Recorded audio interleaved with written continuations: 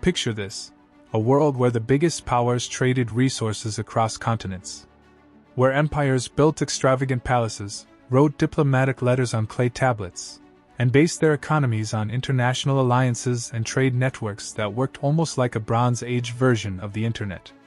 And now imagine all of that, falling apart within just a few decades. Like someone yanked the rug out from under a very old system, and the whole world tumbled down with it. Yep, that really happened. Not in an episode of Game of Thrones or The Expanse, but in real life. We're talking about the collapse of the Bronze Age, a meltdown so chaotic and unpredictable it could easily pass for a Black Mirror episode, directed by Christopher Nolan. Civilizations that ruled the game vanished. Cities were torched. Systems crashed. Entire global supply chains disappeared. And no, it wasn't a meteor. It wasn't one evil empire, but it was everything. Climate change, internal revolts, mysterious invaders, and a domino effect of disasters that would make even modern risk analysts break into a cold sweat. So why should we care now? Because that ancient world was globalized, interconnected, impressive, but also fragile. And the questions that haunted them still hit home today. What happens when an entire system depends on parts it can't control? What happens when those parts start failing, all at once? Stick around. We're diving into a story filled with archaeology, politics, climate, war, and even some pandemic-level chaos, complete with war chariots, nameless raiders, and a silent collapse that left historians scratching their heads. And maybe, just maybe, the past is starting to look a lot like a trailer for what's coming next.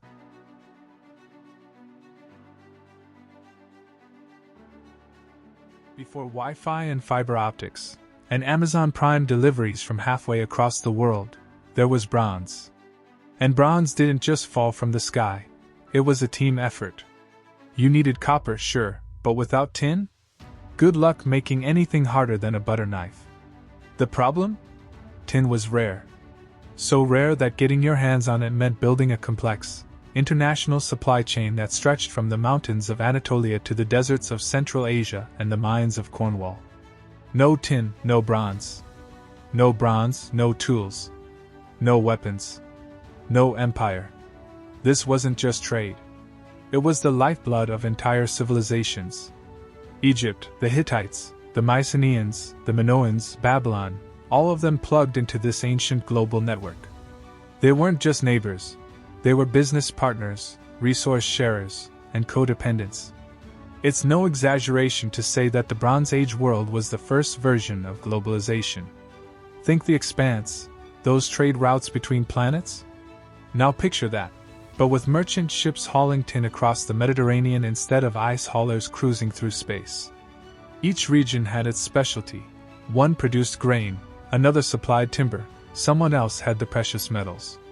It was like a prehistoric version of just-in-time manufacturing, right up until the moment everything went wrong. Because if one link in the chain broke, say, a mine dried up or a port got attacked, it didn't just affect one kingdom.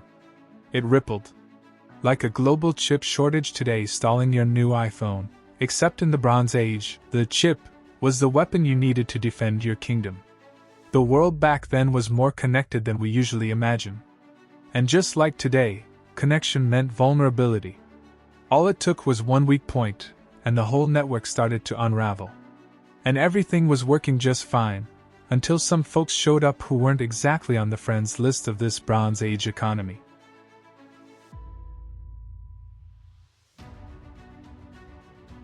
So, who were the uninvited guests that crashed the Bronze Age party? Enter the Sea Peoples. Yeah, not the most original name, but that's what historians call them, because honestly, we still don't know exactly who they were. Pirates? Refugees? Disbanded mercenaries? Climate migrants? Or all of the above? What we do know is this: they showed up like the final boss in a disaster movie, and the ancient world wasn't ready. They didn't leave behind much in the way of written records, no manifestos, no battle plans, no dramatic epics. But what they did leave was fire. Cities across the Mediterranean went up in flames. Fortresses that had stood for centuries were toppled. Entire regions, from Anatolia to Canaan, were reduced to rubble. Even mighty Egypt, under Pharaoh Ramses III, barely held them off, and only with a last-ditch, all-or-nothing naval battle that sounds more like Vikings meets Saving Private Ryan than traditional pharaonic diplomacy. And unlike the well-behaved empires who played by the rules of trade and treaties, the Sea Peoples didn't knock first. They came in fast, burned what they didn't take, and moved on. Think Mad Max but with spears instead of motorcycles. Or if The Walking Dead weren't zombies, but desperate humans fighting for survival after the world as they knew it started breaking down. For the Bronze Age elites, these raiders weren't just outsiders, they were the glitch in the Matrix. A force from beyond the familiar world order, acting on motives nobody fully understood. Some scholars think they were just the symptom of a deeper collapse, others think they were the match that lit the fire. But here's the twist, the real shocker wasn't that they attacked. It was that the great powers of the time couldn't stop them.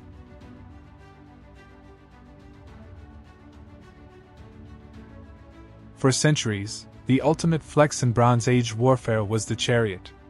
Fast, flashy, and expensive, it was the ancient equivalent of rolling onto the battlefield in a tank with Bluetooth speakers and golden rims. Only the elite could afford them, and they were the military status symbol, used for shock attacks, royal parades, and intimidation campaigns that said, "We have money, horses, and zero chill." But when the Sea Peoples came knocking, the chariot class had a problem. See, chariots were devastating on flat, open terrain, ideal for those meticulously paved battlefields that didn't really exist outside of royal propaganda. They were great if your enemy was polite enough to line up and fight you like a gentleman. But the Sea Peoples weren't playing that game. They brought light infantry, agile, mobile, unarmored units who hit hard and vanished before you could turn your horses around. Guerrilla tactics before it was cool. And then there was the terrain. Coastal towns, rocky hills, burned villages, not exactly Formula One material. Chariots got stuck. Roads were in ruins. And let's not forget, chariots break. Horses panic. Wheels snap. Not ideal when your entire military doctrine depends on looking impressive and charging in formation. It's like bringing a luxury yacht to a street fight. Think of it like a total war campaign gone wrong. You've invested all your gold into elite cavalry units, only to find yourself ambushed by barefoot slingers in the woods. Or a Halo match where your warthog can't even move because the terrain's full of traps and cliffs. Suddenly, all that military swagger turns into dead weight. So the elites, quite literally, couldn't keep up. Their prized war machines were too rigid for the chaos coming their way. And when the wheels came off, figuratively and literally, the defense of entire kingdoms crumbled. And what happens when a kingdom loses its weapons, and an empire loses its armor? Well, the answer was written into the soil.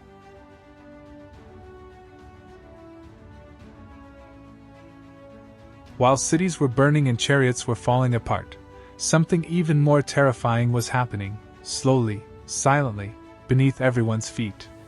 The land itself was turning against them. Let's be clear, Bronze Age civilizations depended heavily on agriculture. And agriculture, in turn, depends on one very basic thing: rain. When the rains stop, the rivers dry up, the crops fail, and the dominoes start falling fast. And that's exactly what the science tells us happened.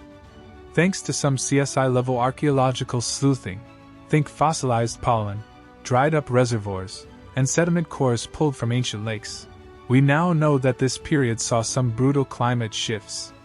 Massive droughts. Failed harvests. Entire ecosystems thrown out of balance. And no crops means no food. No food means unrest. Hungry people don't stay quiet. Hungry armies don't stay loyal, and hungry cities don't stay standing. You get migration, riots, and desperate populations willing to tear down their own governments if it means getting a piece of bread. It's the kind of slow-motion apocalypse that doesn't make for a great battle scene, but it does make for a chilling reminder that nature doesn't care how powerful your empire is.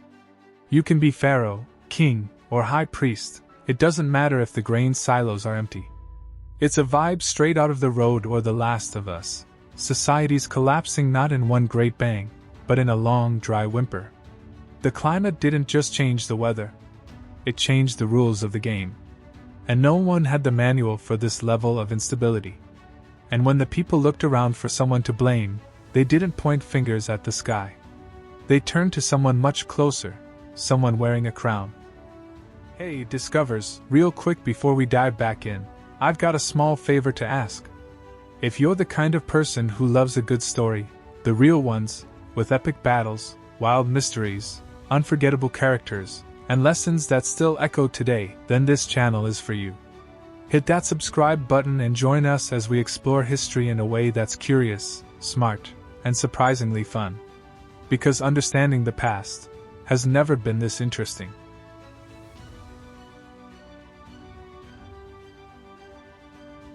Now imagine you're starving, terrified, and watching your world fall apart.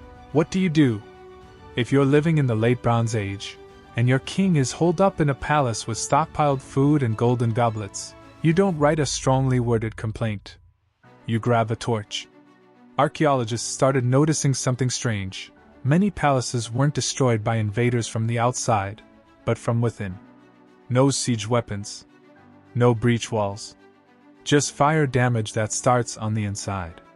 That's not a conquest, that's an uprising. And it makes sense.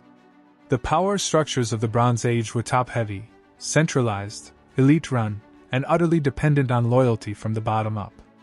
But once that loyalty dried up, along with the crops, so did the patience of the people. These weren't minor protests. We're talking about full-on breakdowns, city by city, palace by palace. The very symbols of power were burned to the ground. In some cases, it looks like local populations just walked away. In others, they made sure their rulers wouldn't walk away from anything again. It's the kind of story that hits a little close to home in a world still dealing with elite hoarding, inflation, and trust in institutions going up in smoke. Think Les Miserables with torches instead of barricades. Or Game of Thrones, when King's Landing burns, not because of an invading army, but because the system rotted from the inside. Add in the ecological pressure, and it becomes a perfect storm. Political collapse, economic failure, climate disaster, it all folds into one long, drawn-out act of collective rebellion. Not just against leaders, but against the model of civilization they represented. Because when people feel abandoned, they don't just protest. Sometimes, they light the match. But the real question is this: how did it all fall apart at the same time, across so many regions?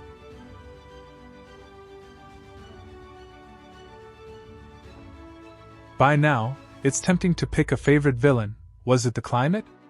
The sea peoples? The failing kings? But here's the twist: it wasn't just one of them. It was all of them, stacked like a row of dominoes.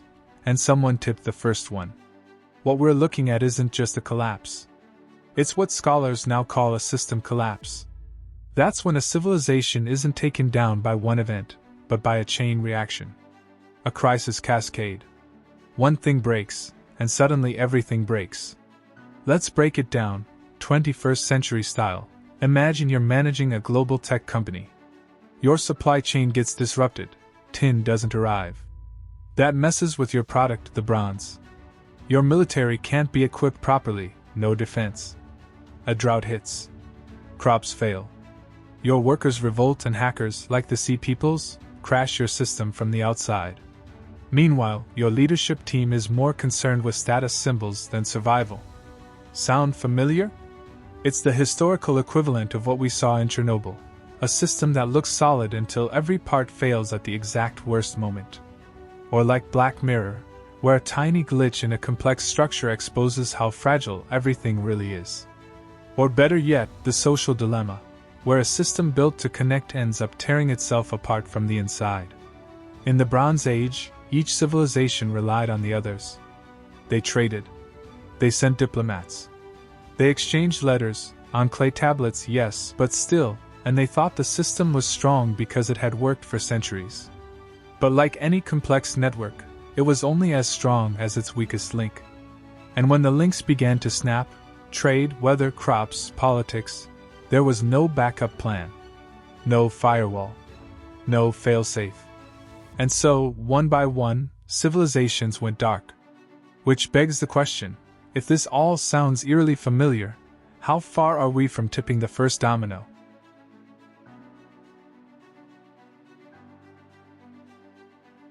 Let's take a step back. What if the collapse of the Bronze Age isn't just an ancient cautionary tale, but a cracked mirror showing us a reflection of our own world? Think about it. We live in a hyper-connected global system. Supply chains stretched across continents. Economies that rise and fall together. Climate change accelerating. Social unrest simmering. Political trust? Let's say it's seen better days. Sound familiar? The same ingredients that cooked the collapse of the Bronze Age are sitting on our kitchen counter. Global trade dependency? Check. Environmental stress? Double check. Over-centralized power structures facing frustrated populations? Yup. And like then, everything feels fine, until it isn't. Take the COVID-19 pandemic. A virus appeared in one place, and within weeks it shut down the world economy. Hospitals buckled. Borders closed. Supermarkets emptied. Sound like a sudden systemic failure? Now imagine that, but with no vaccines, no Zoom calls, no Netflix. Or the war in Ukraine. A regional conflict that disrupted global grain and energy supplies, proving how a single crack in the system can ripple across the planet.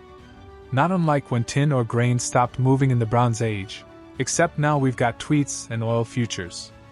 Even our digital infrastructure, so resilient on the surface, has its breaking points.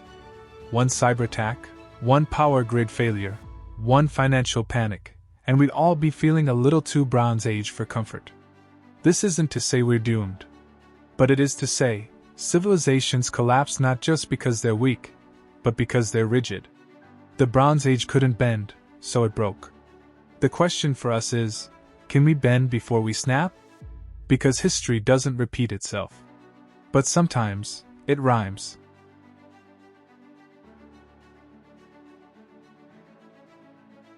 So, what happened after the collapse? Well, the world didn't end. But it did reset. When the smoke cleared and the ruins cooled, the old powers were gone. No more Hittite Empire. No more Mycenaean palaces. Egypt limped along barely. Trade networks shattered. Writing systems disappeared for centuries. It was like someone unplugged civilization, and when they turned it back on, everything had changed. But here's the twist: people didn't disappear. They adapted. They restructured. New cultures emerged. Iron replaced bronze. Small communities grew where empires had crumbled. Eventually, the seeds of classical Greece, the Hebrew kingdoms, and even early Rome started to take root in the ashes. It wasn't the end of the world. Just the end of that world. And maybe that's the point. Every powerful system thinks it's invincible. Every empire believes it will last forever. The Hittites did. The pharaohs did. The Bronze Age elite built their world like it would never break. But systems are human, and humans are messy, flawed, and mortal. What lasts isn't the structure.